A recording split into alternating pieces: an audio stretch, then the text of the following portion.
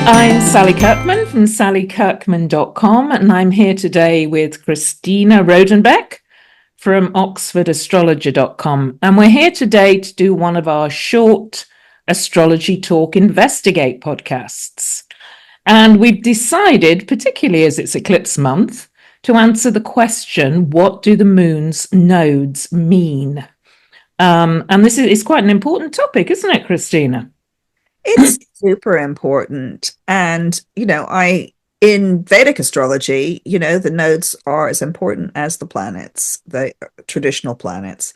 And I agree with our Vedic brothers and sisters. I think they are as important as the planets.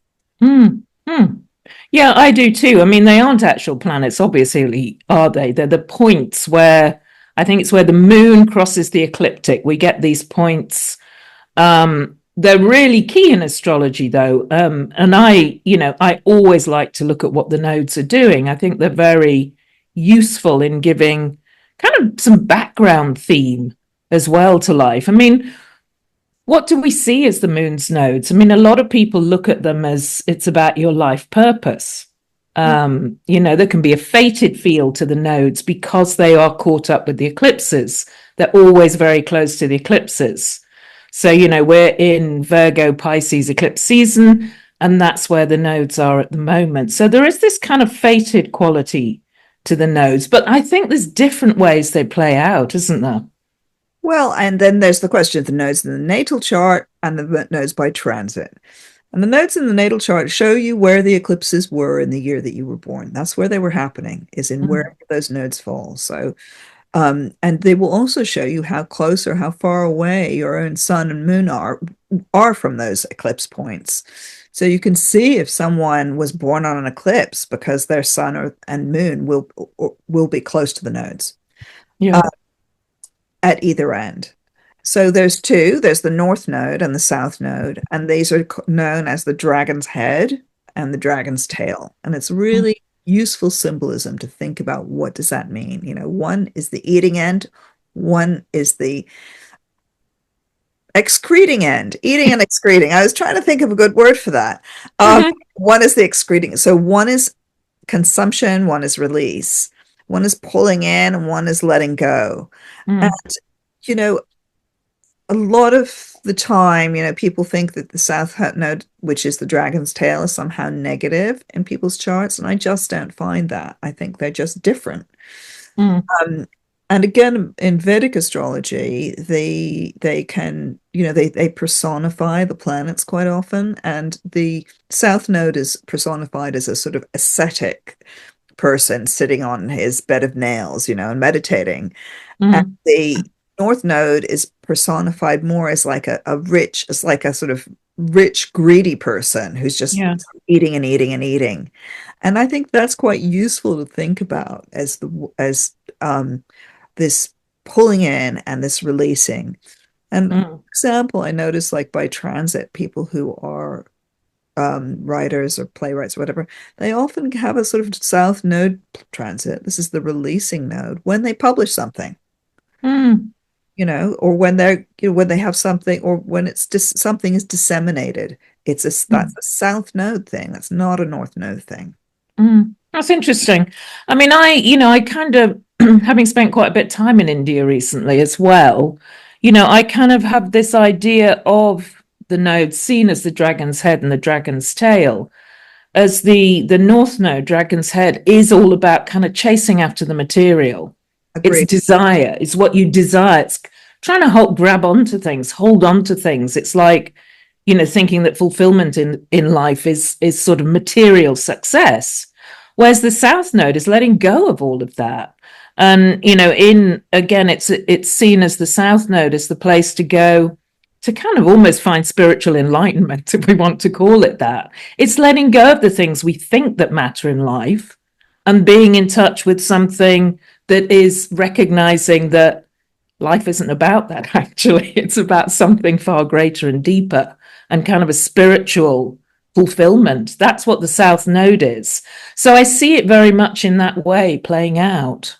I completely agree with you, Sally. And I think that this is a really important thing to say because a lot of Western astrologers are like, oh, you want to let go of everything that's South Nodey. That's your stuff that you're letting go. That's the bad stuff. Your sole purpose is driven towards the North Node. Well, this is because we live in a materialistic culture, right? Yeah.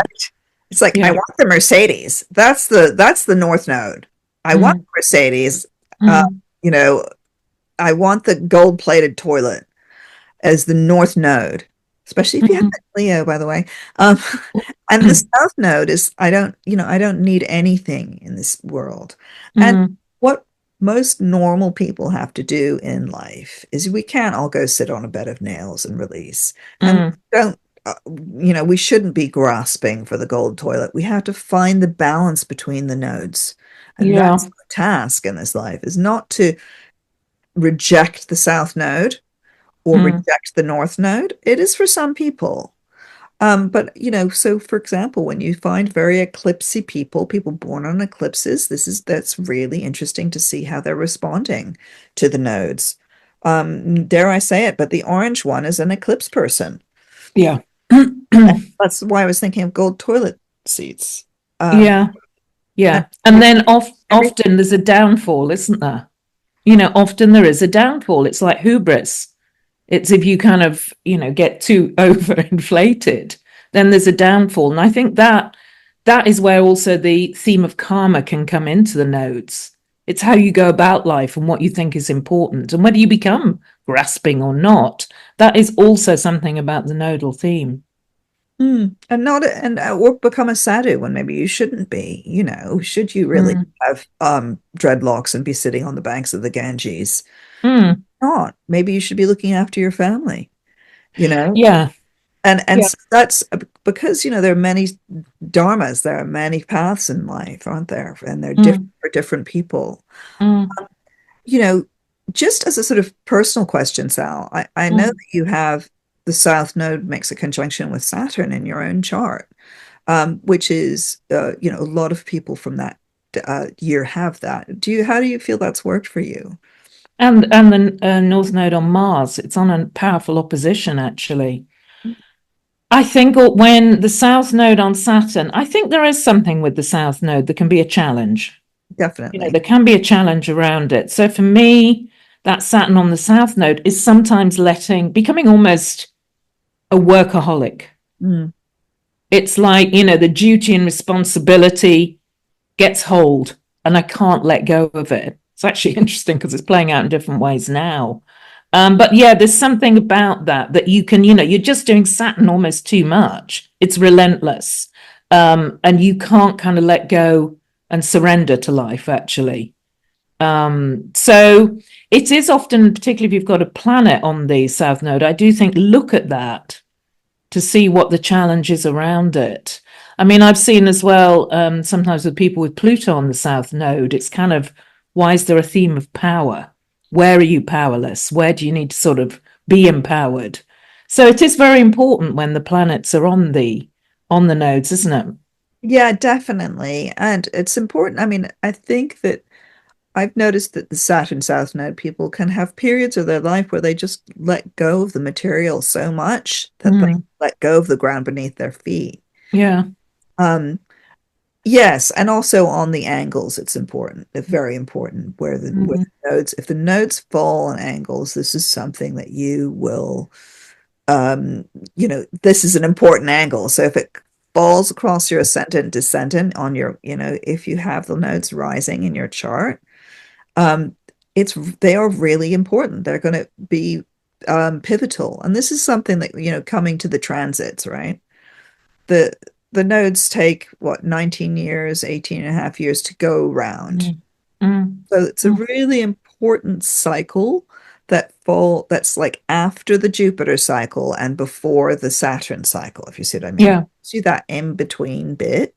So Jupiter Mm, cycle is 12 years, Saturn cycle is like 28 years mm. approximately. And then you have this one in between. And if you think back, and we mentioned this, I think, in a previous podcast, if you Yeah. think back to, when you were 19, which was when you had your first nodal return, uh, Mm, and then in your 30s, you have your next nodal return. If you think back to how that pattern works in your life, you will really see a pattern. Yeah. And I know I'll just mention it again because we mentioned it before. You often see that's when you left home at night, Hmm. the first time you left home. These days, in that mid-30s one, it's often having your first child. And Mm. then the third one is your first child leaves home, or your last child is another one. It's either your first or your last child.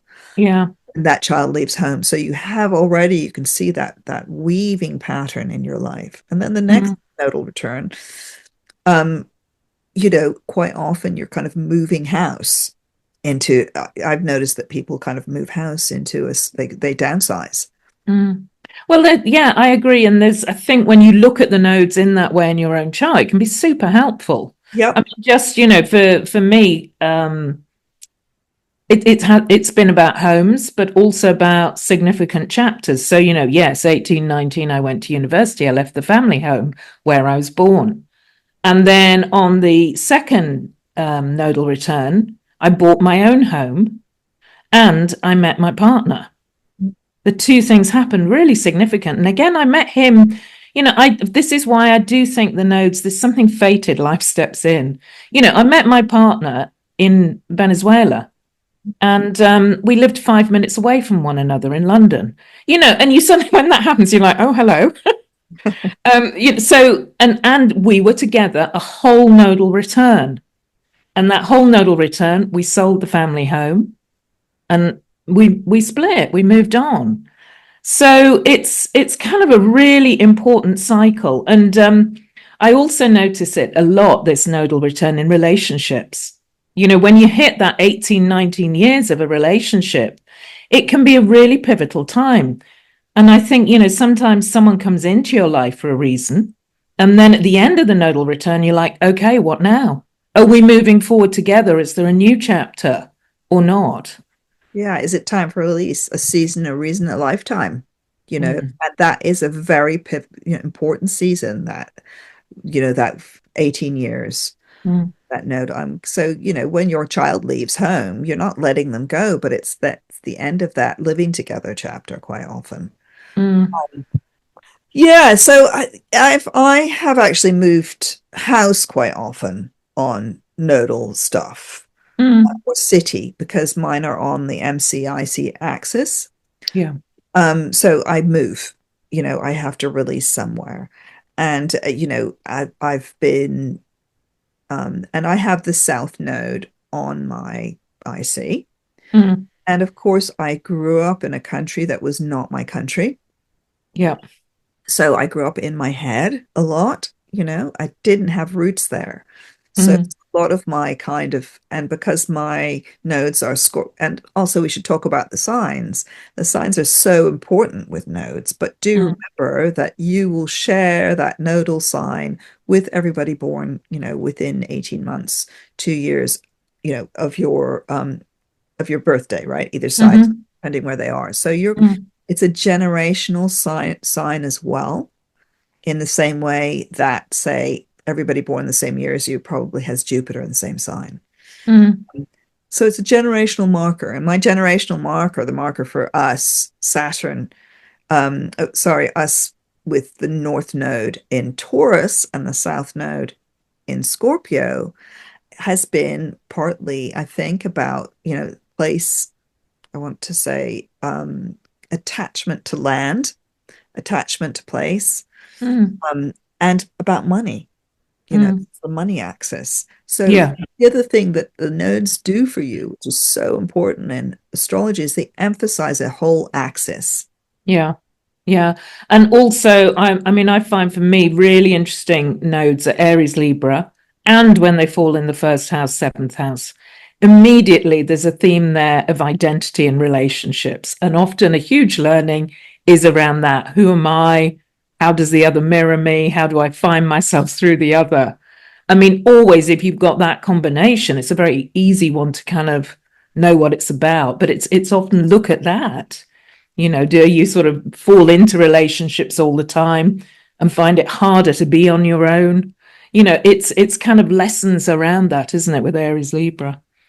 And also there's this, yeah, I agree. And, if we talk about like these axes, So for example, we have Aries, Libra, we have Taurus, Scorpio, like I was saying. It's often about, attachment to place but also to money and value. It's like, Mm, how much am I valued? What do I value? What are my values? What is the meaning of this?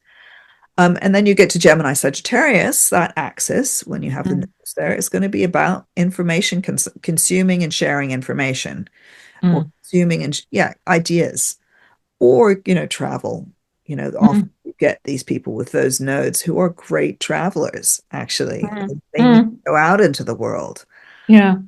And finding your place within the world, actually. I think often that Gemini Sagittarius is where do I fit? How do I make a difference? It's an important access, I think, for beliefs as well. What you believe and who you identify with as a sort of people as well, that access. Yeah. But you often find it with people who are in academia as well. Yeah. That Classic one, isn't it? yeah, it's classic. And Mm. then what about Cancer, Capricorn? That's an interesting. Well, it's tradition, duty. I mean, straight away you've got to think of William and Kate Mhm. because they're both born on eclipses and it's the Cancer Capricorn axis they both are part of. And there's that theme of the family, isn't there? Almost the family's the firm, and a sense of kind of duty and tradition, the importance of duty and tradition and how that plays out, and your status, your responsibility. I think you can get quite caught up in the traditional side of life with that axis, actually. Yes, you can. And also an interesting weird thing happens is that you leave your family, but you may have to leave your family and create your new family, but you still hold on to tradition, or you have to create traditions. Mm. Mm. It's about somehow to do with lineage, isn't it? Yeah, That yeah, axis. yeah. Um, and then there's the Leo Aquarius axis, Yes, which is which your. is mine. Which is mine. I think for me, it is very much it's about the group, and it's about where you shine. I've often had, for me, there's times I've often felt like an outsider. I feel outside the group. And I didn't find it easy to kind of shine, to teach, to lead. But as I grew older, I realized that was what I needed to do. So there was something about that axis of are you in the group or you the one shining? I mean, I think it's played out in that way for me, definitely. Yeah, and I've often seen people like born, say, with on that axis, um, who do start off as somehow special. So Mm-hmm. they have like the North Node and Leo, and then they have to learn how to, or the either node actually, but they have to learn how to be part of the group. And so I have one person, I think she won't mind my saying so, who has that, and she grew up at a boys' boarding school, Mm. and she was the only girl because her parents Okay. were teachers there. And Mm. that kind of special. So your specialness may not be obvious, right? Although that is obvious, it's a good example, but it may Yeah. not be like, I'm not special me. It's just that Yeah. stick out somehow. Yeah. And that's it. It's really interesting you say that because when I was at primary school, first school, I was good at everything, naturally good.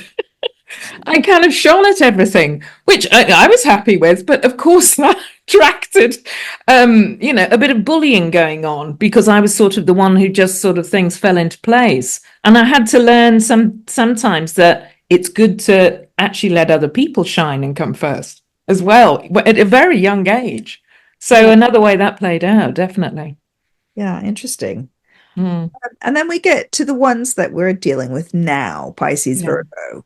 yeah, This is the sacred access, isn't it? it is. Axis, not access. It's the sacred, the axis of what is sacred. And we have that kind of amazing tension. And this is one of the things I like about their nodes is there's always this tension on these axes, Mm, between the sacred everyday, which is Virgo, how to mm, do ritual, and the mystic, which is mm, Pisces. mm. And currently, the North Node is in the mystic. Uh, Yeah, it that's is. in the mystic, in the mystic and the magic. Mm, Interesting, this one, because it's keying in with Saturn in Pisces right now. Mm.